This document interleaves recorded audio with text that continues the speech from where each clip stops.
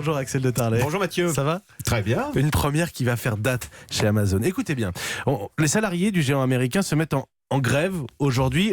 On parle beaucoup de ces manifestations de jeunes. Les salariés d'Amazon se mettent en grève pour défendre le climat. Bah oui, d'habitude on fait grève, je sais pas moi, pour défendre les salaires, pour défendre ses conditions de travail, pour défendre son régime de retraite. Bah là, effectivement, c'est du jamais vu. Donc à la veille du sommet de l'ONU pour le climat, 1700 salariés d'Amazon aux États-Unis se mettent en grève aujourd'hui pour défendre la planète. C'est la première grève au siège d'Amazon en 25 ans d'existence. Donc vous voyez, c'est pas anodin. Et les salariés d'Amazon dénoncent l'inaction de leurs dirigeants.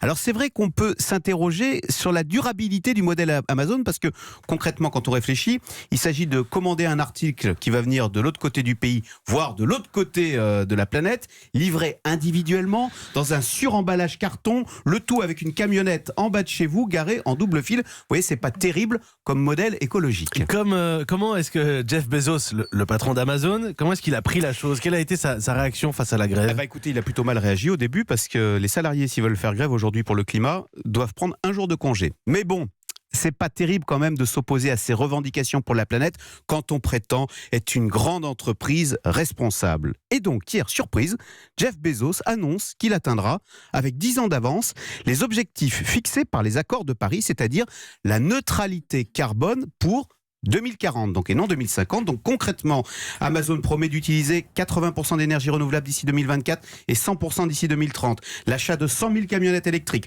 le recours à des emballages biodégradables, des campagnes de reforestation. Et pour qu'on puisse bien mesurer ses progrès, Amazon promet qu'il publiera régulièrement le volume de ses émissions de CO2. Alors à suivre, à surveiller bien sûr. Oui, bien.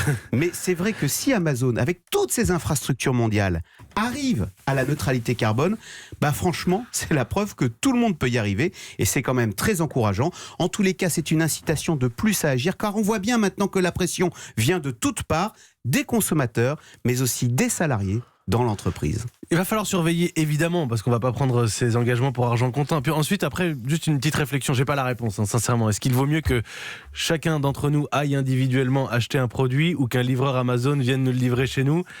Ça dépend du mode de déplacement et tout, évidemment. Mais merci beaucoup, Axel de Tarlet. C'est l'objet de cette chronique tous les matins. Vous nous donnez à réfléchir sur ce monde qui bouge. Elisabeth Borne, ministre de la Transition écologique et solidaire, sera l'invitée de Sonia Mabrouk à 8h15.